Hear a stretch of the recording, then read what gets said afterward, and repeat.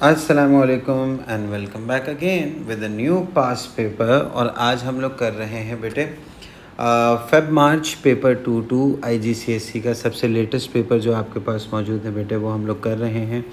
So let's start with the paper. देखिएगा गौर से, याद रखें बेटे, आपके पास 40 MCQs आते हैं, तो आउट ऑफ 40 आपके पास ऐसा नहीं है कि सारे मुश्किल होते हैं, ब्रेक डाउन हुए हुए होते हैं। कुछ आसान होते हैं, ज़्यादातर आसान होते हैं।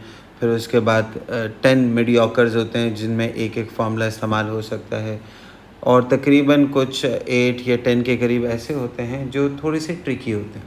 ठीक है, तो देखभाल के सॉल्व करना है और इंशाल्लाह देखते हैं अच्छे तरीके से प्रैक्टिस करनी है। So let's begin with the paper. Marks सारे भी एक जैसे ही होते हाँ, सबके मार्क्स एक जैसे हैं। अब जरा देखो, आपके पास क्वेश्चन नंबर 1 में बोला हुआ ये है कि there are 3 forces acting on an object. तुम देख भी सकते हो 6 न्यूटन, 9 न्यूटन और 1 न्यूटन। आपको बोला हुआ magnitude of the resultant force. Resultant force क्या होगी? तो सबसे पहले तो मैंने क्या किया, ये जो दो हॉरिजॉन्टल फोर्सेस हैं इनका रिजल्टेंट निकाला। तो माइनस करके, और 8 आया, 8 टूवर्ड्स राइट, ये आगे 8 टूवर्ड्स राइट, 6 अपवर्ड, ये इन द नॉर्थ डायरेक्शन। तो रिजल्टेंट कहाँ पे होगा ना, आपके पास बिल्कुल इन दोनों के बीच में। तो this is the resultant which you have to find out बेटे। तो हमने क्या किया, राइट एंगल ट्राइंगल हम लोग बना लेते हैं, और पाइथागोरस थ्योरम के थ्रू हम लोग क्या कर लेंगे, हाइपोटेन्यूज मालूम करेंगे। आपको ऑपोजिट पता है 6 न्यूटन, आपको एडजेसेंट पता है 8 newton, you have to find out the hypotenuse. तो पाइथागोरस थ्योरम निकाला, लगाया, और आपके पास हाइपोटेन्यूज कितना आ गया बेटा, 10 newton. And there you go, this is the resultant force acting on an object after this 3 forces. ठीक हो गया।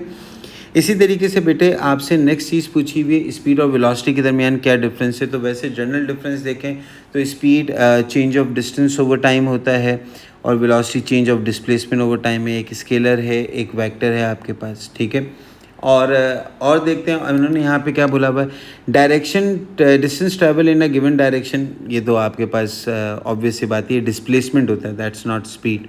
Speed per unit time is nothing, तो ये गलत हो गया। अब देखो, speed distance travel per unit time, ठीक है। अब वेलोसिटी में इन्होंने displacement travel per unit time नहीं लिखा हुआ, क्या लिखा हुआ है, speed in a given direction. तो अगर speed in a given direction है तो उसको वेलोसिटी ही बोलते हैं। स्पीड और वेलोसिटी में फ़र्क क्या है, डायरेक्शन का। वेलोसिटी की डायरेक्शन होती है, स्पीड की कोई डायरेक्शन नहीं होती। तो अगर मैं बोल रहा हूँ speed in a given direction, तो मैं स्पीड नहीं है ये क्या होगी एक्चुअली में, ये वेलोसिटी ही होगी। स्पीड की कोई डायरेक्शन नहीं होती। But I am telling you, if I am telling you 5 metre पर सेकेंड इन नॉर्थ वेस्ट, तो आप क्या बोलोगे कि सर ये आप स्पीड नहीं बता रहे, ये आप क्या बता रहे हैं, वेलोसिटी बता रहे हैं, क्योंकि डायरेक्शन मेंशन है। तो distance travel per unit time speed होता है, और speed in a given direction is actually called velocity बेटे। अब देखो, यहाँ पे आपके पास ग्राफ दिया हुआ है एक मोटरसाइकिलिस्ट का, और एक स्पीड टाइम ग्राफ है। तो स्पीड टाइम ग्राफ को याद रख लेना कि इससे आप 2 क्वांटिटीज़ को ड्राइव कर सकते हो। अगर आप स्पीड टाइम ग्राफ का ग्रेडियंट निकाल लो तो एक्सेलरेशन पता चल जाता है, और अगर आप स्पीड टाइम ग्राफ का एरिया निकाल लो तो डिस्टेंस पता चल जाता है। यहाँ पे इन्होंने ये पूछा हुआ है, ग्राफ का कौन सा सेक्शन आपको ये बता रहा है कि द मोटरसाइकिलिस्ट इज स्टेशनरी। अब मैं यहाँ पे आपको कंपैरिजन दोनों से करवा रहा हूँ बेटा। अगर आपके पास कभी भी स्पीड टाइम ग्राफ है और आपने किसी बॉडी को शो करना है कि वो रेस्ट पर है या स्टेशनरी पर है, तो उसका ग्राफ कैसा होगा, 0 पे बनेगा, and it would be a horizontal line. अच्छा, अगर स्टेशनरी कंडीशन को आपने डिस्टेंस टाइम ग्राफ में शो करना है तो हॉरिजॉन्टल लाइन कहीं पर भी हो सकती है, लाजमी नहीं 0 पर हो, कहीं पर भी हो।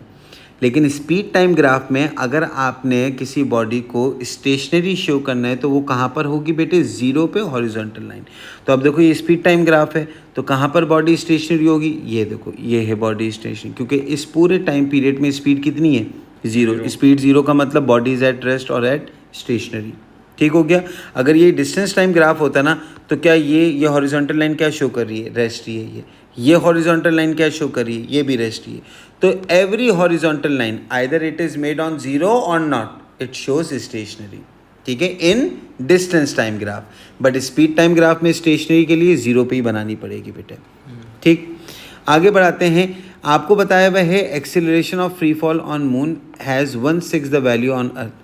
अर्थ के ऊपर ग्रेविटी की वैल्यू कितनी होती है, 9.8। मून पे कितनी है, 1/6। तो मैंने 9.8 को 1.16 से मल्टीप्लाई कर दिया बेटे, तो आपके पास ग्रेविटी एट मून कितनी आ गई, 1.63 आ गई। मास on earth, the mass of the astronaut is 60 kg। मास कभी भी चेंज नहीं होता, चाहे आप मून पे हो, अर्थ पे हो, जुपिटर पे हो, कहीं पे भी चले हो, मास ऑलवेज रिमेन सेम।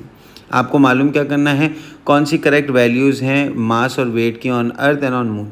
तो भाई हमने सबसे पहले क्या किया, हमने सबसे पहले अर्थ पे वेट मालूम कर लिया। वेट का फॉर्मूला क्या होता है, mg, मास 60, 100 हो जाएगा ना वैसे। बिल्कुल 60 इंटू 9.8 अर्थ की ग्रेविटी होती है, तो वेट कितना आ गया 590 ऑन अर्थ। हाँ मून 60 इंटू 1.60 क्योंकि उसकी ग्रेविटी 1.6 थी, तो वो 98 हो गया। अच्छा, मास दोनों का क्या रहेगा, सेम। तो देखो ऑप्शन डी, मास यहाँ पर भी 60, यहाँ पर भी 60, वेट अर्थ पर 590 न्यूटन और मून पर 98 न्यूटन। ठीक, इसी तरीके से ये लोड और एक्सटेंशन ग्राफ दिया हुआ है। लोड और एक्सटेंशन ग्राफ आपको क्या बताता है कि देखो force is directly proportional to extension, कि आपके पास जितनी फोर्स लगाओगे उतनी एक्सटेंशन बढ़ती जाएगी, अनटिल एक पॉइंट आता है जहाँ पर आपके पास लिमिट ऑफ प्रोपोर्शनैलिटी कहलाती है। मतलब इस पॉइंट से आप आगे जाते हैं तो बॉडी अपनी ओरिजिनल शेप में वापस नहीं आती बेटे। इस पॉइंट के बाद या तो ग्राफ ऐसे हो जाता है या तो ग्राफ ऐसे हो जाता है, कर्व हो जाता है। आपको यहाँ पे बोला हुआ था आप इस ग्राफ को देख के बताएं कि लिमिट ऑफ प्रोपोर्शनैलिटी कहाँ है। तो जहाँ से ग्राफ कर्व होना शुरू होगा वही आपकी लिमिट ऑफ प्रोपोर्शनैलिटी थी। मतलब देखो B के बाद नहीं, मतलब ए, देखो ए तक स्ट्रेट लाइन था, ए के फौरन बाद कर्व होना शुरू हो गया, तो यही है आपकी अब लिमिट अपना ऑफ original उसमें नहीं प्रोपोर्शनैलिटी। आएगा। बिल्कुल ठीक है। सही है। इसी तरीके से ज़रा देखें, क्वेश्चन नंबर 6 में आपके पास दिया हुआ है कि ऑब्जेक्ट का मास 4 kg है and you are been given the velocity which is 3 metre पर second. What you have to find out, you have to find out the momentum of an object. Momentum का formula क्या होता है, P equals to M V, where P is your momentum, M is your mass, V is your velocity. Mass भी given है, V, हाँ V velocity भी given है, तो 4 टाइम्स 3 इज़ 12। मोमेंटम एक्चुअली होता है क्या, the quantity of motion present in a body, आपकी बॉडी में कितनी मोशन प्रेजेंट है, that is actually called momentum बेटे। तो सिंपल सा सवाल था, मल्टीप्लाई करना था and you got the answer 12 kilogram metre पर second and that is the momentum of the body. आगे बढ़ाते हैं, ज़रा देखो, एक आपके पास सिलेंडर है, इस partially filled with 2 liquids which does not mix. अच्छा, लिक्विड मिक्स क्यों नहीं होते बेटे, क्योंकि उनकी डिफरेंट डेंसिटीज़ की वजह से। जैसे ऑयल और वाटर है ना बेटा, दे विल नेवर मिक्स, और ऑयल हमेशा ऊपर ही रहता है, वाटर हमेशा नीचे जाता है। क्यों, क्योंकि वाटर की डेंसिटी ज़्यादा है एज़ कम्पेयर टू ऑयल। तो आपके पास हुआ क्या, दे डू नॉट मिक्स, उसका रीज़न भी बता दिया कि they both have different densities. Student measures the pressure due to liquid at different depth. एक उन्होंने पोजीशन P पे प्रेशर नोट डाउन किया, एक पोजीशन Q पे। बोला वो ये है कि which graph shows how the liquid pressure varies with position P and Q। देखो अगर हम लोग देखते हैं, पोजीशन P आपके पास सरफेस है, सरफेस पे आपके पास प्रेशर कितना होता है, अगर मैं बोलूँ ये एक मैंने बॉडी रख दी है, इस बॉडी के ऊपर अभी कितना प्रेशर लग रहा होगा, सिर्फ और सिर्फ एटमॉस्फेरिक प्रेशर लग रहा है। अच्छा, अगर यही बॉडी यहाँ पर है तो यहाँ का बिल्कुल हाइट या डेप्थ की वजह से जो प्रेशर होगा, तो ऑब्वियस सी बात है यहाँ पे प्रेशर ज़्यादा होगा, यहाँ पे प्रेशर क्या होगा, कम।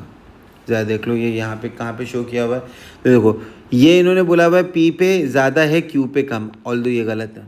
Q पोजीशन P पे प्रेशर ज़्यादा है, देखो ग्रेडियंट ज़्यादा है, और Q पे आपके पास प्रेशर क्या आ गया, कम, तो ये गलत है बेटा। ऐसे ये वाला, हाँ ये वाला दैट इज और ऊपर जाएगा, बिल्कुल। और ऊपर क्यों जा रहा है, क्योंकि Q की डेंसिटी भी ज़्यादा, P is equals to rho g h, याद है ना बेटा। अब जरा देखो आपके पास यहाँ पर तो एटमॉस्फेरिक प्रेशर होगा, ठीक है, जो ये आ गया। अब जैसे जैसे आपकी डेप्थ बढ़ती जाएगी आपका प्रेशर क्या होता जाएगा, इंक्रीज होता है क्या। Q में जैसे ही वो इंटर होगा P से ज़्यादा प्रेशर इंक्रीज होगा, वजह क्योंकि डेंसिटी उसकी ज़्यादा है। तो देखो इसलिए इसका कर्व ऊपर आना चाहिए बेटे, तो that is why this is the correct answer. यहाँ पे तो कांस्टेंट बोला हुआ है विच इज़ नॉट पॉसिबल, और यहाँ पे बिल्कुल ही क्या कहते हैं बोला हुआ है कि कांस्टेंट रहेगा, P और Q पे सेम रहेगा, which is not possible as well. Question number 8 देखो, यहाँ पे आपके पास थोड़ी सी लॉजिकल चीज़ है। आपके पास बोला हुआ है कि एक टेनिस बॉल है which has a momentum of 2.3 kilogram metre पर second, is struck by a tennis racket बेटे, और the racket causes the motion of the ball to reverse. ठीक है, मतलब बॉल जा रही थी, रैकेट से मारी तो बॉल की डायरेक्शन चेंज हो गई। हम्म, देखो याद रखना, बॉल की अगर डायरेक्शन चेंज होगी मतलब मोमेंटम चेंज हो गया। अब मोमेंटम की डायरेक्शन जब भी चेंज होती है मोमेंटम का साइन भी चेंज होता है बेटा। हाँ जैसे वही ना, फोर्स अगर अपवर्ड है डाउनवर्ड है तो एक पॉजिटिव और एक नेगेटिव होगी आपका बेटे। फोन कर ठीक है, तो आपके पास हुआ क्या, the racket exert an average force of 1500 Newton during the impact with the ball. ये भी आपको बता दिया कि कितनी फोर्स लगी है ड्यूरिंग द इम्पैक्ट। आपको क्या मालूम करना है, ये रैकेट और बॉल का टाइम इन कॉन्टैक्ट भी आपके पास गिवन है। You want to find out the magnitude of the momentum as it leaves the tennis racket. तो देखो जो इन्फॉर्मेशन दी हुई है ना, इससे एक ही फॉर्मूला रिलेट होता है, which is F is equals to change in momentum over time. ठीक है, और ये कैसे निकाला, क्योंकि चेंज इन मोमेंटम, देखो मोमेंटम की रिस्पेक्ट से फॉर्मूला फोर्स का कौन सा होता है रिलेट, वो आपने देख लिया, क्योंकि आपको फोर्स गिवन है, टाइम गिवन है। ठीक है, तो आपने कहा यही लग सकता है। अच्छा, चेंज इन मोमेंटम का मतलब momentum after minus momentum before बेटे। अब जरा देखो, लेट सपोज, देखो ये पहले बॉल जा रही थी, टकराने के बाद उसने डायरेक्शन चेंज कर दी। अगर ये मोमेंटम मैं प्लस में कंसीडर कर रहा हूँ तो दूसरा वाला मुझे किस में कंसीडर करना पड़ेगा, माइनस। अगर मैं इसको पॉजिटिव कंसीडर कर रहा हूँ तो ये क्या होगा, नेगेटिव। ठीक है ना। तो आपके पास बिफोर मोमेंटम दिया हुआ है, मैं इसको नेगेटिव कंसीडर कर रहा हूँ, तो आफ्टर मोमेंटम आपके पास क्या होगा बेटा, पॉजिटिव होगा। और मुझे फाइनल मोमेंटम पता भी नहीं है। चेंज इन मोमेंटम कैसे निकालते हैं, final momentum minus before momentum.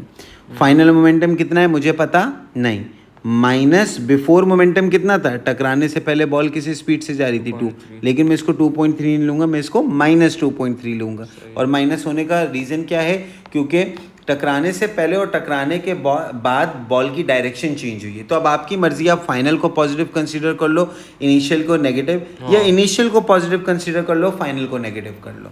ठीक है, फोर्स गिवन थी, टाइम गिवन था, हम लोगों को फाइनल मोमेंटम निकालना था, तो ये डिवाइड, वहाँ जाकर मल्टीप्लाई, माइनस माइनस प्लस हो गया, प्लस वहाँ जाकर माइनस। तो final momentum of the ball after it leaves the racket बेटे, वो कितना हो जाएगा, 1.3 किलोग्राम मीटर पर सेकेंड। बात समझे मेरे बेटे। इसी तरीके से देखो, there is a car which is travelling at a speed of 8 metre पर second, the kinetic energy store is 32,000। What is the kinetic energy store when its speed increases to 16? Kinetic energy ही निकालनी है, लेकिन कब, जब speed कितनी हो गई हो, 16। अब काइनेटिक एनर्जी का फॉर्मूला क्या होता है, हाफ mv²। मेरे पास इनिशियल काइनेटिक एनर्जी है, मेरे पास स्पीड गिवन है, मेरे पास क्या नहीं गिवन, मास नहीं गिवन। तो मैंने काइनेटिक एनर्जी का फॉर्मूला इस्तेमाल करके सबसे पहले मैंने क्या फाइंड आउट किया बेटा, मास फाइंड आउट कर लिया। आ गया बेटा। अब आपको क्या बोला हुआ है, जब स्पीड 16 मीटर पर सेकेंड है, then you have to find out the kinetic energy. ठीक है, अब तो आपके पास फिर तुम्हारा, you applied the same formula, half mv², you have the value of m now, but before you didn't knew that, but now you calculated it, and you have the velocity as well, and the answer is 128,000, जिसको हम round off करेंगे, so it will become 130,000 joules. ठीक है, दो significant figure में round off किए हुए answer आएंगे, तो इन चीज़ों का ख्याल रखना, इस चीज़ से परेशान मत होना बेटा। अब जो देखो question number 10, it says that sun is not the primary source for which source. Sun किसके लिए प्राइमरी सोर्स नहीं है, टाइडल के लिए प्राइमरी सोर्स नहीं है, क्योंकि जो टाइड्स होती हैं ये किस वजह से बनती हैं, that is due to the gravitation of moon बेटे, ग्रेविटेशनल फील्ड ऑफ मून या ग्रेविटेशनल अट्रैक्शन ऑफ मून। तो टाइडल जो है वो सन के ऊपर डिपेंड नहीं कर रहा है, किसके ऊपर एक्चुअली डिपेंड कर रहा है, मून के ऊपर डिपेंड कर रहा है। So this is the source which is not primary, although हम ये बोल सकते हैं मून तो सन के ऊपर डिपेंड करता है ना, तो प्राइमरी सोर्स नहीं है बेटे, सेकेंडरी सोर्स हो सकती है। ठीक, अब इसी तरीके से देखें, there is an experiment which is done to compare the rate of conduction of thermal energy in plastic और एंड इन मेटल।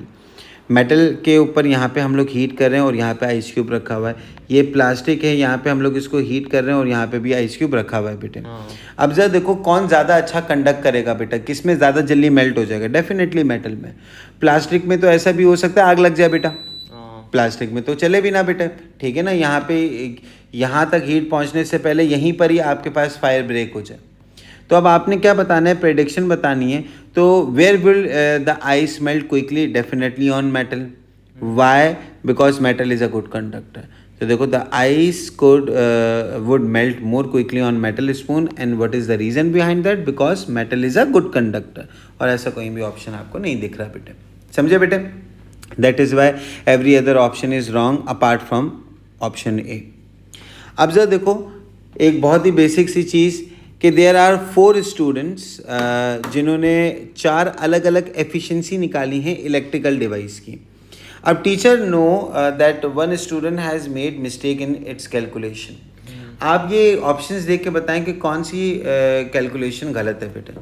तो देखो आज तक दुनिया में 100% एफिशिएंसी वाली चीज़ कोई पैदा नहीं हुई या ना हम बना सकें. ये देखो ये इस भाई साहब स्टूडेंट ने कितनी एफिशिएंसी निकाली भी 102. ये कोई सस्ते नशे करके आया हुआ था बेटा. मतलब ऐसी एफिशिएंसी हम लोग जब वो हाथ धो के भी जाते हैं ना तो वो बोलते हैं ना आपके पास 99.9% जम्स कर 100 कर ही नहीं सकता क्योंकि वो जो आखिरी वाला जो जम होता है वो एक्चुअली में हमारे लिए हेल्पफुल होता है. वो नुकसानदेह नहीं होता. तो 100% एफिशिएंसी पॉसिबल ही नहीं है. अगर हम कोई डेरिवेशन भी कर रहे होते हैं उसमें हम लोग बोलते हैं आइडियली मतलब नॉट पॉसिबल, लेकिन हम लोग सिर्फ एक्सपेरिमेंट कर रहे हैं. तो आपको बताना था ये था कि टीचर ने देखते साथ ही बता दिया कि ये स्टूडेंट ने कोई सस्ते नशे किए हैं. तो वो कौन सी रीडिंग थी जिसको देख के ये टीचर को पता चला कि ये सस्ते नशे करके आया? 102. क्योंकि 100 एफिशिएंसी पॉसिबल नहीं है, ये 102 निकाल रहा है बेटा. अच्छा अब जरा देखो बेटा क्वेश्चन नंबर 13 में a sample of gas is sealed inside a container of fix volume. ये चीज़ याद रखना, प्रेशर वॉल्यूम टेम्परेचर ये 3 रिलेशन है. इनमें से 2 का रिलेशन पूछ लिया जाता है प्रेशर वॉल्यूम. हाँ इनमें से 2 का रिलेशन पूछ लिया जाता है, एक चीज़ फिक्स कर दी जाती है. जैसे यहाँ पे इन्होंने क्या कर दिया, वॉल्यूम फिक्स कर दिया. तो रिलेशन किसका होगा? प्रेशर और टेम्परेचर का. कैसा रिलेशन होता है? डायरेक्ट. टेम्परेचर बढ़ेगा प्रेशर भी बढ़ेगा. उन्होंने बता दिया कि टेम्परेचर इंक्रीज़ हुआ तो प्रेशर भी इंक्रीज़ हुआ. लेकिन क्यों प्रेशर इंक्रीज़ हुआ?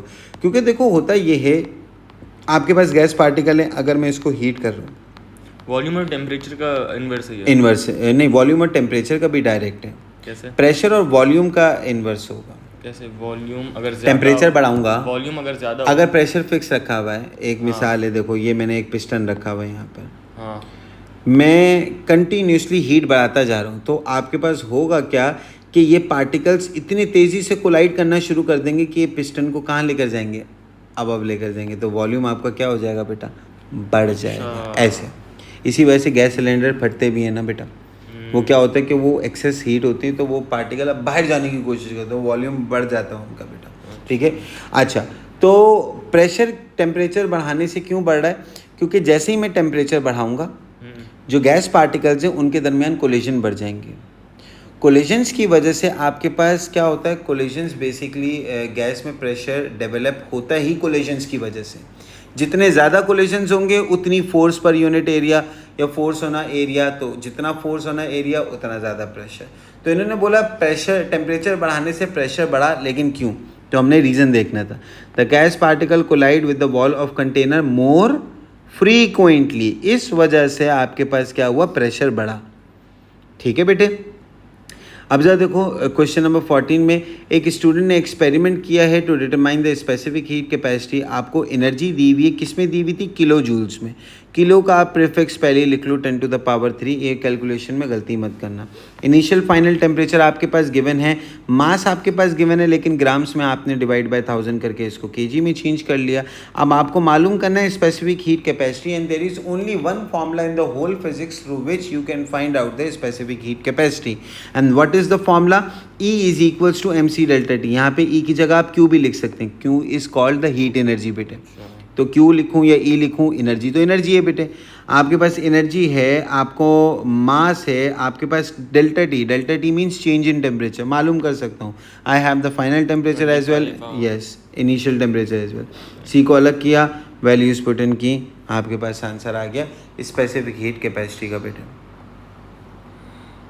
अब इसी तरीके से देखें, एक मेटल ब्लॉक है जिसको ओवरनाइट रखा गया कूल शेडी रूम में.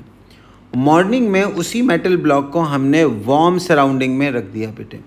कौन सी स्टेटमेंट जो है जो बता रही है विच statement about the metal block is correct in the morning? In the morning क्या होगा बेटा? जाहिर सी बात है टेम्परेचर बढ़ेगा. टेम्परेचर बढ़ेगा तो उसकी वजह से पार्टिकल की मोशन बढ़ जाएगी. ये बेटे पार्टिकल की मोशन बढ़ती है तो काइनेटिक एनर्जी एक्चुअली में बढ़ गई. अच्छा, इंटरनल एनर्जी क्या होती है? Internal energy is the sum of kinetic energy and potential energy.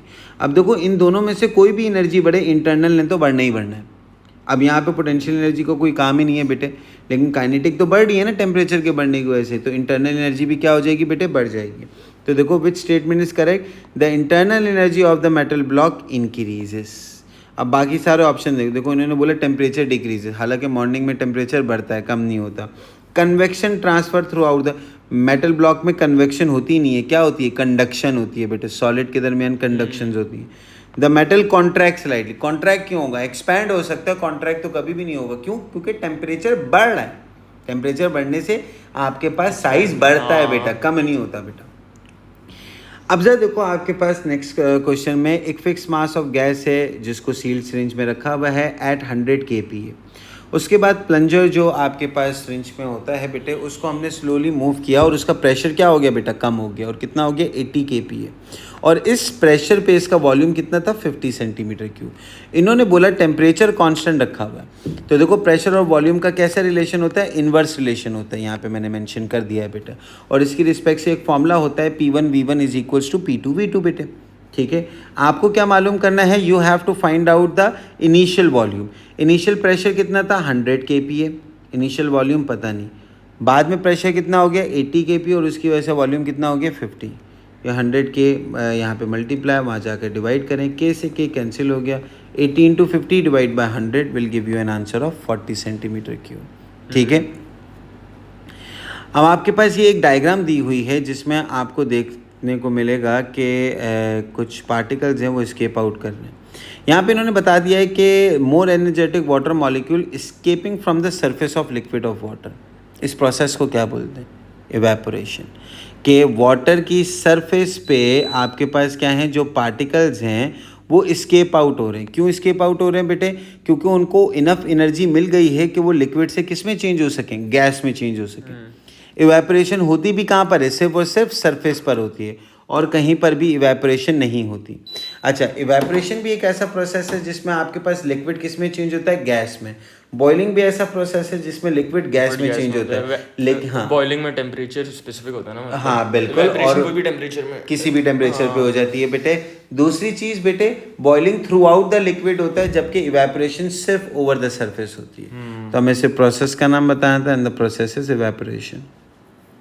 अब जब देखो आपके पास हुआ क्या है? एक हॉट ऑब्जेक्ट है, थर्मल रेडिएशंस इमिट कर रहा है। कौन सी दो चेंजेस आप लाएंगे to reduce the thermal radiation? ठीक है, इमिशन ऑफ रेडिएशंस को कम करना है, तो रेडिएशंस और surface area directly proportional, radiation और टेम्परेचर ये भी आपके पास डायरेक्टली प्रोपोर्शनल। अब मुझे रेडिएशंस को कम करना है, रेट ऑफ रेडिएशन को। दोनों डायरेक्टली? हाँ, तो इसका मतलब अब रेडिएशन को कम करना है तो फिर सरफेस एरिया भी क्या करना पड़ेगा? कम। रेडिएशन कम करना है तो टेम्परेचर भी क्या करना पड़ेगा? कम करना पड़ेगा। तो सरफेस एरिया और टेम्परेचर दोनों को कम करूँगा, आपके एक को भी कम कर दूँगा तो कम हो जाएगा बेटा, लेकिन हमें करना ही कम है, तो बेटा दोनों को, और दोनों की रिस्पेक्ट से पूछा हुआ है, तो दोनों को कम करेंगे तो आपके पास क्या हो जाएगा? आपके पास रेट ऑफ एमिशन भी बहुत कम हो जाएगा। अब जरा देखो, ये आपके पास मज़ेदार सवाल है। Frequency of the wave is doubled, ये चेक करना। फ्रीक्वेंसी डबल होगी, लेकिन स्पीड चेंज नहीं होगी। वेवलेंथ के ऊपर क्या इफेक्ट आएगा? हमें पता है फ्रीक्वेंसी और वेवलेंथ इन्वर्सली प्रोपोर्शनल होते हैं। अच्छा, देखो मैं आपको बताता हूँ, ये देखो बड़ी वेव आ रही है, ये वेवलेंथ देखो इसमें ज़्यादा है, ऐसे ही है ना बेटा? This is called wavelength. अब एक इसी में फ्रीक्वेंसी ज़्यादा हो गई, वेवलेंथ क्या हो गई? कम हो गई। हाँ, इन्वर्सली प्रोपोर्शनल। ठीक है, तो फ्रीक्वेंसी अगर डबल कर दिए तो वेवलेंथ क्या हो जाएगी? आधी हो जाएगी बेटे। वो अगर 2 टाइम्स बढ़ गई तो ये 2 टाइम्स कम हो जाएगी, तो वेवलेंथ आपके पास कितनी होगी? हाफ। सही है। अल्ट्रासाउंड के लिए कौन सी स्टेटमेंट करेक्ट है बेटा? अल्ट्रासाउंड याद रखना, साउंड है, लॉन्गिट्यूडनल वेव है, और ये ऐसा साउंड होता है जिसकी फ्रीक्वेंसी ह्यूमन ऑडिबल रेंज से ज़्यादा होती है, और ह्यूमन ऑडिबल रेंज कितनी है? 20 हर्ट्ज से लेकर 20,000 हर्ट्ज तक। तो अब अल्ट्रासाउंड के लिए आपको बताना था कि इट ऑप्शन है, देखो, it has a higher frequency than audible sound and it is a longitudinal wave. हर साउंड वेव लॉन्गिट्यूडनल वेव होता है बेटा। अगला सवाल के बेटे, which statement about the image produce by plane mirror is not correct. Plane mirror की मैंने करेक्टरिस्टिक्स बता दी हैं। जब भी इमेज प्लेन मिरर से बनती है तो बेटा वो अपराइट होती है। अपराइट एक ऐसी इमेज होती है जिसको आप स्क्रीन पे शो नहीं कर सकते। इसी तरीके से ये इमेज लेटरली इन्वर्टेड होती है। लेटरली इन्वर्टेड का मतलब आपका जो लेफ्ट है वो राइट दिखने लग जाता है, राइट लेफ्ट दिखने लग जाता है। सेम डिस्टेंस और सेम साइज़ की इमेज आपके पास बनती है। ये तो इसकी प्रॉपर्टीज़ हैं। अब आपको मालूम ये करना था विच इज़ नॉट करेक्ट बेटे, तो यहाँ पे द इमेज इज़ रियल। याद रखना मिरर से हमेशा कैसी इमेज बनती है, अपराइट वर्चुअल इमेज बनती है बेटे, जो कि हम लोग स्क्रीन पे प्रोजेक्ट नहीं कर सकते। क्वेश्चन नंबर 22 में देखो कि आपके पास a light ray is incident on the boundary between air and water, under which condition is the ray of light total internal reflected. Total internal reflection का मतलब क्या होता है, आपको एक मशहूर ज़माने एग्जाम्पल ऑप्टिकल फाइबर बेटे। ऑप्टिकल फाइबर आपके पास क्यों अच्छी वायर्स हैं, क्यों? क्योंकि उनमें एक दफ़ा डेटा का सिग्नल आ जाता है ना तो वो बाउंड्री से बाहर नहीं जाता, रिफ्लेक्ट होते होते होते होते होते एंड यूज़र तक पहुंच जाता है। तो this is called total internal reflection बेटे। तो टोटल इंटरनल रिफ्लेक्शन की दो कंडीशन है, एंगल ऑफ इंसिडेंस ग्रेटर होना चाहिए क्रिटिकल एंगल से, और लाइट या जो भी वेव है बेटे वो डेंसर मीडियम से रेयर मीडियम में आनी चाहिए। तो आप जब ऑप्शन डी देखो, द रे initially in water is incident on the water air boundary. तो देखो वाटर डेंसर है, एयर लेस डेंस मतलब रेयर है। तो देखो इन्होंने क्या बोला, वाटर से लाइट एयर में जा रही है, मतलब डेंसर से लाइट किस में जा रही है, रेयर में जा रही है। तो ये भी एक कंडीशन है टोटल इंटरनल रिफ्लेक्शन की। दूसरी condition, at the angle of incidence greater than critical angle, और angle of incidence greater than critical angle होना चाहिए। So option D is an option where total internal reflection could have occurred. अब देखो ये आपके पास एक कन्वर्जिंग लेंस दिया हुआ, कॉन्वेक्स लेंस दिया हुआ है, ऑब्जेक्ट ये रहा, इमेज यहाँ पे बनी। तो देखो जब आपका ऑब्जेक्ट और इमेज लेंस के दोनों ऑपोजिट साइड पे हो तो ये ऐसी इमेज क्या कहलाती है बेटे, this is called a real image बेटे। तो इन्होंने बोला कि किस टाइप की इमेज बनेगी स्क्रीन के ऊपर, रियल, और real images are always inverted बेटे, ऑलवेज इन्वर्टेड, चाहे वो किस टाइप की भी आपके पास इमेज हो बेटे। इसी तरीके से देखो, अ negatively charge rod is brought near a metal surface sphere, a positive charge is developed on the surface of the metal sphere closest to the negatively charged rod. Explain why it is this. देखो negatively charge rod लाया, सारे के साथ। अब देखो ये metal sphere अभी neutral होगा। न्यूट्रल का मतलब क्या होता है, equal positive and equal negative charges. तो इसके सारे पॉजिटिव यहाँ पे आ जाएंगे और सारे नेगेटिव कहाँ पे आ जाएंगे बेटे, यहाँ पर आ जाएंगे। अब इन्होंने बोला ये सारे पॉजिटिव यहाँ पे चलेगा, क्यों? क्योंकि सारे नेगेटिव क्या कहते हैं रिपेल करेंगे और दूसरी तरफ बिल्कुल ठीक है। तो देखो electrons in the sphere are repelled by negatively charge rod, ठीक है। ये कभी भी नहीं लिखेंगे positive charge rod are attracted by. Positive से हम लोग समझाते ही नहीं है इस कॉन्सेप्ट को। क्यों नहीं समझाते? क्योंकि पॉजिटिव चार्जेस को हम लोग प्रोटॉन कंसीडर करते हैं और हम ये बोलते हैं कि प्रोटॉन अपनी जगह छोड़ते नहीं है बेटे। तो इसलिए हम लोग इसको ऐसे समझाते हैं कि इलेक्ट्रॉन या तो अट्रैक्ट हो गया या तो इलेक्ट्रॉन आपके पास क्या हो गया बेटा, रिपेल हो गया बेटा। इलेक्ट्रॉन्स के रिस्पेक्ट से बताते हैं। अब जब देखो अगले सवाल में आपसे पूछा हुआ है EMF of a cell is defined by which quantities. EMF होता क्या है? ईएमएफ और इससे रिलेटेड चीज़ एक और होती है जिसको पोटेंशियल डिफरेंस बोलते हैं। दोनों होते ही वोल्टेज हैं, लेकिन आपके पास ईएमएफ क्या होता है, पूरे सर्किट का वोल्टेज होता है। पोटेंशियल डिफरेंस वोल्टेज होता है लेकिन एक कॉम्पोनेंट का होता है, ठीक है। अब दोनों की डेफिनेशन क्या होती है, work done per unit charge. अगर ईएमएफ है तो अक्रॉस द होल सर्किट, और अगर पोटेंशियल डिफरेंस है तो अक्रॉस एन इलेक्ट्रिकल कंपोनेंट। आपको डेफिनेशन बतानी थी तो हम लोगों ने बता दिया, the energy transferred by cell in a moving charge across the circuit. अच्छा, ये जो वर्क डन है, वर्क डन को हम एनर्जी भी बोल सकते हैं क्योंकि बोथ आर सेम क्वांटिटीज। तो energy transferred by the cell, cell transfer कर रहा है, सोर्स ट्रांसफर कर रही है अराउंड द सर्किट, पूरे सर्किट का वोल्टेज इज कॉल्ड क्यों क्या था, charge. Q is called charge बेटे। सर आपने अभी पीछे वो Q is equal to MC। हाँ, Q वो हीट एनर्जी की। इसमें वर्क डन की जगह कैसे एनर्जी आ गया? अच्छा नहीं, आप देखो यहाँ पे अब क्या करो, इसलिए मैंने वहाँ पे एनर्जी को Q से रिप्रेजेंट ही नहीं करवाया, E से करवा दिया ताकि आप कंफ्यूज ना हो। आप Q से रिप्रेजेंट सिर्फ और सिर्फ किसको करो बेटे, चार्जेस को, सही, ठीक है। वर्क डन और एनर्जी तो दो सेम क्वांटिटीज है। देखो आप काम कब करते हो, जब आपकी बॉडी में एनर्जी होती है। तो work done energy are relatable and replaceable बेटे। अब जब देखो आपके पास क्या है, रेजिस्टर R है, ईएमएफ V है, और आपके पास बताया हुआ करंट I है, पावर P है, टाइम T है, एनर्जी E ट्रांसफ़र हुई है। एक्सप्रेशन बतानी है, मतलब कौन सा करेक्ट फॉर्मूला था ये बताना था। एनर्जी का एक फॉर्मूला IVT भी होता है, PIT कोई फार्मूला नहीं, VIR कोई फार्मूला नहीं, V/R कोई नहीं है। अब देखो V² / R होता है, IV फॉर्मूला होता है, ठीक है, PT फॉर्मूला होता है। तो देखो सब में गलतियाँ थी ना, कौन सा करेक्ट है? IBT। अब ज़रा देखना बेटा, एक कॉपर वायर है जिसकी लेंथ 80 सेंटीमीटर है और क्रॉस सेक्शनल एरिया 0.2 है। एक चीज़ मैं यहाँ पे बताना चाहूँगा, रेजिस्टेंस और लेंथ का डायरेक्ट रिलेशन है। अगर लेंथ बढ़ाऊंगा तो रेजिस्टेंस बढ़ जाएगी, लेंथ कम तो रेजिस्टेंस कम।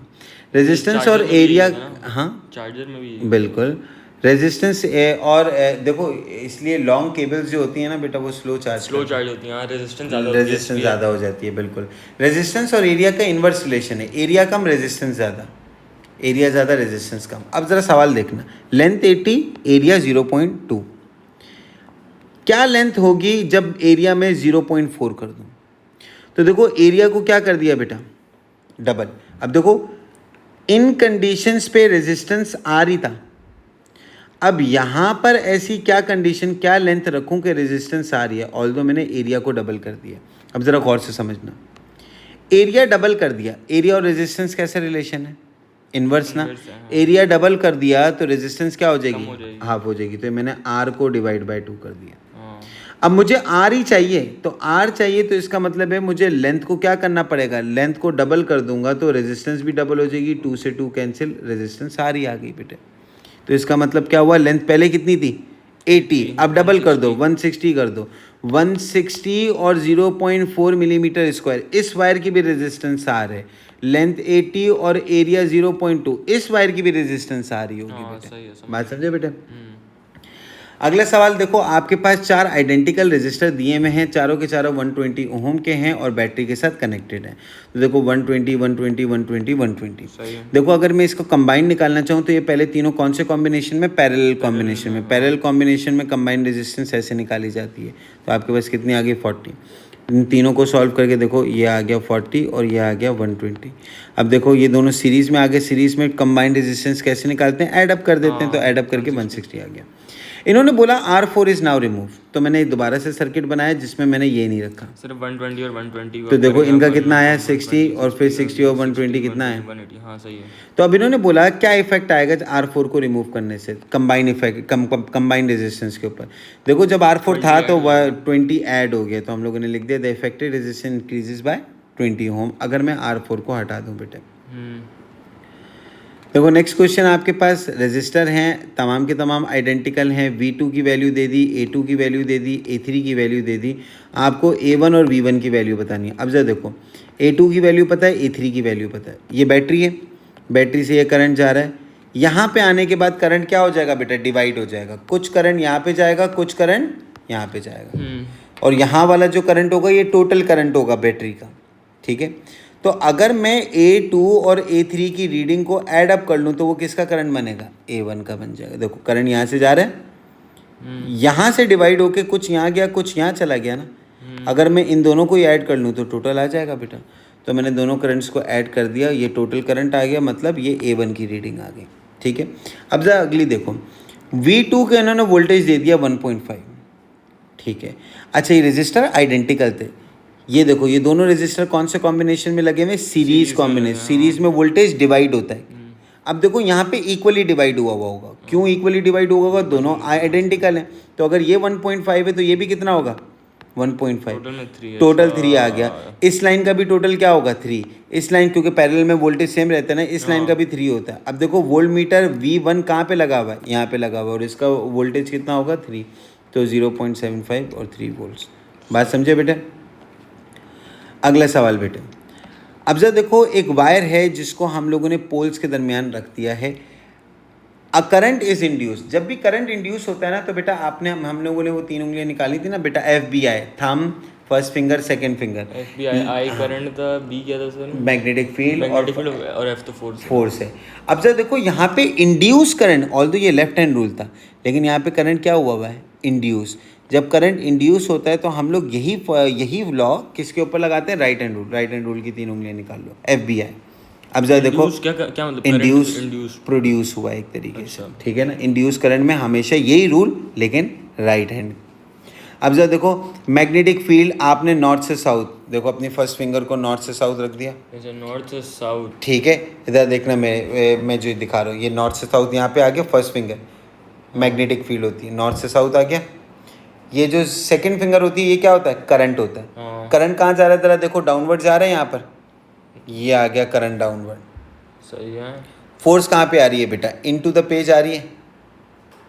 एक सेकंड, देखो आप करके देखो, राइट हैंड रूल यही है, ठीक है। तुम्हारी डायरेक्शन ऑफ इंड्यूस्ड करंट। हाँ, एफ, तो एफ पहले ये ये एफ है ना, बी ये एफ और ये आई, भी, हाँ आई ये रहा। हाँ आई ये रहा, और नहीं हाँ ठीक है आई ये रहा, एक तरीके से थोड़ा सा ऐसे घुमाना पड़ेगा, कैसे? हाँ ये ऐसी चीज़, ये देख मैग्नेटिक फील्ड नॉर्थ से साउथ आ रही है बेटे, हाँ करंट डाउनवर्ड है जा रहा है, थंब कहाँ जा रहा है, इनटू द पेज। हाँ तो अब ज़रा आपको बताना था कि फोर्स की डायरेक्शन क्या, in which direction the wire move, मतलब फोर्स किस डायरेक्शन में होगी, perpendicularly and into the paper.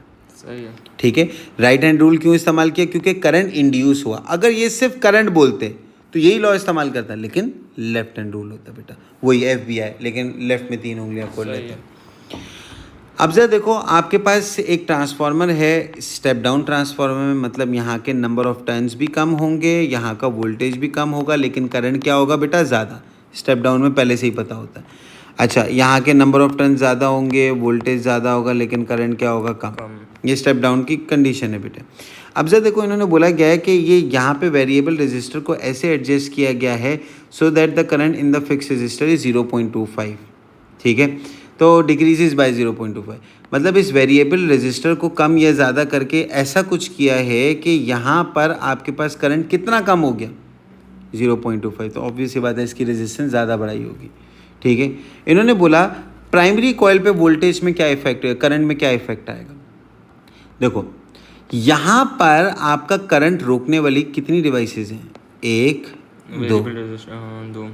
तो अगर यहाँ पे 0.25 एम्पियर्स करंट कम हुआ है, यहाँ पर भी कम तो होगा लेकिन 0.25 नहीं होगा, उससे कम होगा।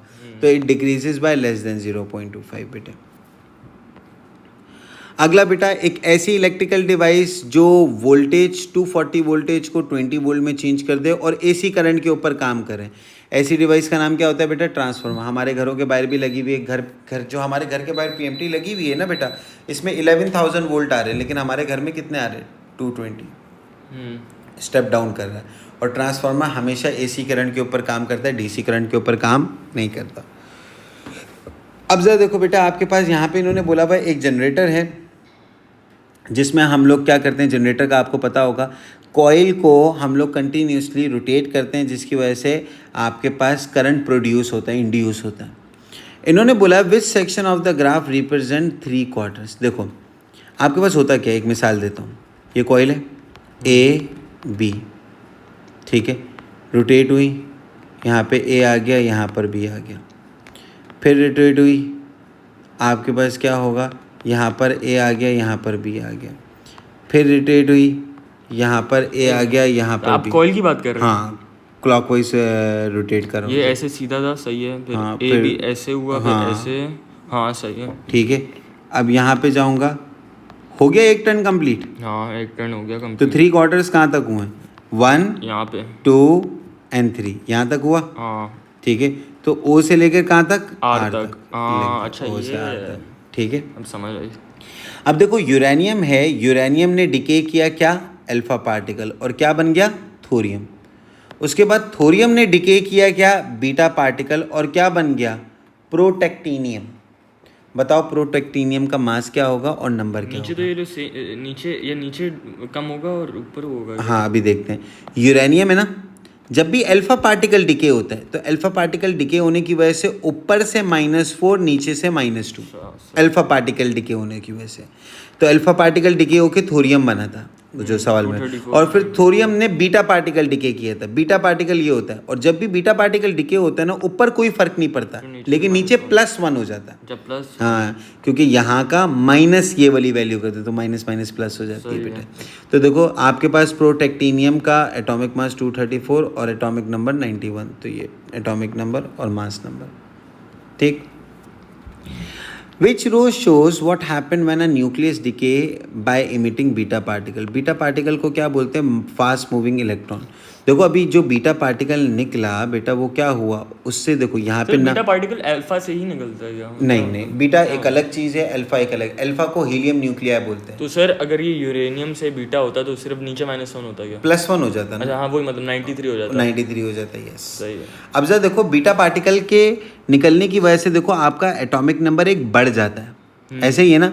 तो एक्चुअली में आपके पास होता क्या है कि न्यूट्रॉन चेंज होके क्या बन जाता है बेटा, प्रोटॉन बन जाता है। तो न्यूट्रॉन चेंजेस टू प्रोटॉन, और पार्टिकल इमिट्स कौन सा होता है, बीटा पार्टिकल को क्या भी बोलते हैं, इलेक्ट्रॉन बोलते हैं बेटा।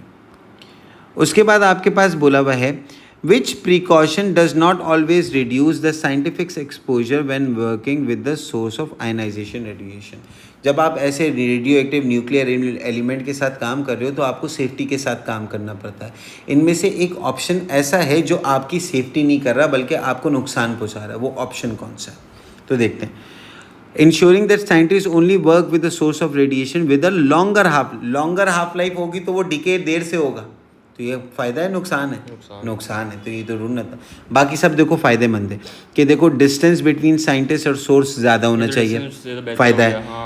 Limiting time for the scientist, मतलब लिमिट कम कर दिया वो कम एक्सपोज होगा तो फ़ायदा है। Placing a lead shield between scientist and source, ये भी फ़ायदा है, रेडिएशन कम कर देगा। तो नुकसान क्या था वो हम लोगों ने डिटेक्ट कर लिया। अब जरा देखना ये चीज़, इस सवाल में बच्चे अमूमन गलती कर देते हैं लेकिन है सवाल सिंपल। देखो एक होता है सोर्स कितनी रेडिएशन निकाल रहा है और एक होता है डिटेक्टर कितनी रेडिएशन डिटेक्ट कर रहा है। अब डिटेक्टर जो होता है ना, exactly detector background plus source measure करता है, एग्जैक्टली। तो ये आपके पास एक सोर्स, एक डिटेक्टर है जिसके 700 काउंट्स पर मिनट है, हाफ लाइफ उसकी 8 मिनट है, बैकग्राउंड 60 है, ठीक है। 16 मिनट्स बाद कितना बचेगा, तो मुझे पता है कि देखो 8 मिनट अगर हाफ लाइफ है तो 16 मिनट तक 2 हाफ लाइफ हो जाएंगी बेटे। तो अब मैंने किया क्या, पहले अच्छा 2 हाफ लाइफ हो जाएंगी बेटे, मतलब 2 दफ़ा हाफ हो जाएगा, हाँ सही है, ठीक है। तो इनिशियली कितना था 700, पहले तो बैकग्राउंड रेडिएशन को माइनस करके 630, ये है सोर्स की रेडिएशन, 175 + 60 होगा, ठीक है। तो पहले इसको डिवाइड बाय 2 कर दिया 315, फिर एक और डिवाइड बाय 2 157.5। अच्छा ये 700 बैकग्राउंड रेडिएशन के साथ था, ये डिटेक्टर की रीडिंग थी ना, इसमें 320, ठीक है। हाँ तो आपके पास हाँ 640 कर देते हैं, 640, दिस वुड बी 160 220, हाँ इसको हम लोग कर देते हैं। So this is 60 640, this would become 320 और 160 + 60, ठीक है। अब देखो यहाँ पे ये भी पूछ लेते हैं कि बताओ सोर्स की रेडिएशन कितनी बची, तो वो 160 बची। अब मैंने ये नहीं पूछा, मैंने ये पूछा डिटेक्टर की रेडिएशन कितनी बची, तो डिटेक्टर तो बैकग्राउंड है, एग्जैक्टली 160 + 60 कर दो बेटा, तो आपके पास कितना आ जाएगा, 220 आ जाएगा। सो 160 + 60 वुड बिकम 220 काउंट्स पर मिनट। अब जरा देखो आपके पास है क्या, एक न्यूक्लियस है, क्या कहते हैं, of N isotope of nitrogen absorb a neutron, it decay into an isotope of carbon and emit x, ठीक है। तो देखो नाइट्रोजन ने न्यूट्रॉन एब्जॉर्ब कर लिया और ये बनाया, एक्स क्या है, तो अब जरा देखो ऊपर का टोटल बिफोर रिएक्शन बराबर होगा यहाँ के टोटल के, तो देखो 14 + 1 कितना आया 15, तो ये 14 है तो यहाँ पर भी 1 होगा। 0 + 7 कितना आया 7, यहाँ पर कितना है 6, तो यहाँ पर भी 1 होगा बेटा। तो एटॉमिक मास भी 1, एटॉमिक नंबर भी 1, ऐसा कौन सा पार्टिकल है जिसका मास 1 और नंबर 1, वो होता है प्रोटॉन। जनाब हम कर क्या रहे थे, मैं समझा नहीं। हम लोग एक्स है क्या ये मालूम कर लेते। अच्छा। तो मैंने पहले देख लिया यहाँ पे नंबर क्या है, जब पता चल गया 1 1 तो मैंने कहा ये तो प्रोटॉन होता है। सही है। इलेक्ट्रॉन क्या होता है बेटा, इलेक्ट्रॉन को बीटा पार्टिकल भी बोलते हैं ना, 0 - 1। गामा रेडिएशन क्या होती है 0 0।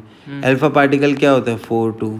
अच्छा मैं समझ गया, ठीक है। हाँ अब जरा देखो आपके पास क्या बोला हुआ है इन्होंने कि the graph shows the strength of a gravitational field, और जैसे अगर सिर्फ ऊपर एक 1 होता, हाँ सिर्फ ऊपर एक 1 होता, फिर सिर्फ ऊपर 1 होता, हाँ न्यूट्रॉन होता है वो, बिल्कुल। अब देखो जैसे जैसे अर्थ से दूर जाते जा रहे हो तुम्हारी ग्रेविटेशनल फील्ड स्ट्रेंथ कम होती जा रही है। अच्छा तुम्हारे मास के ऊपर कोई फर्क पड़ेगा नहीं, मास तो इंडिपेंडेंट होता है, वेट के ऊपर फर्क पड़ेगा। ग्रेविटी कम हो रही है तो वेट भी क्या हो जाएगा, कम हो जाएगा। तो देखो मास तो अनचेंज रहेगा लेकिन वेट कम हो जाएगा। क्यों? क्योंकि ग्रेविटी कम होती जा रही है। बात समझे बेटे? Last question of this paper आपके पास दिया हुआ है कि स्टूडेंट ने speed of different galaxies which are moving away from earth उसका एक ग्राफ बना दिया। ठीक है, अब आप ज़रा देखो, आपको क्या मालूम करना है, use the best fit line to calculate the value of Hubble constant का फॉर्मूला क्या होता है? v is equals to H naught over D, H naught into D. H naught क्या है? Hubble constant age of universe के बारे में बताता है बेटा। अच्छा, तो अब जरा देखो, अगर हबल कांस्टेंट को निकालना है तो v ओवर डी करना पड़ेगा। v ओवर डी का मतलब इस लाइन का ग्रेडियंट निकालना पड़ेगा। ग्रेडियंट के लिए कोई से भी 2 पॉइंट चूज़ कर लिए 0,0, ये दोनों का ग्रेडियंट निकाल के हमारे पास आंसर कितना आ गया? 2 एक्सपोनेंट -18 सेकेंड इनवर्स। बात समझ में है मेरे बच्चे?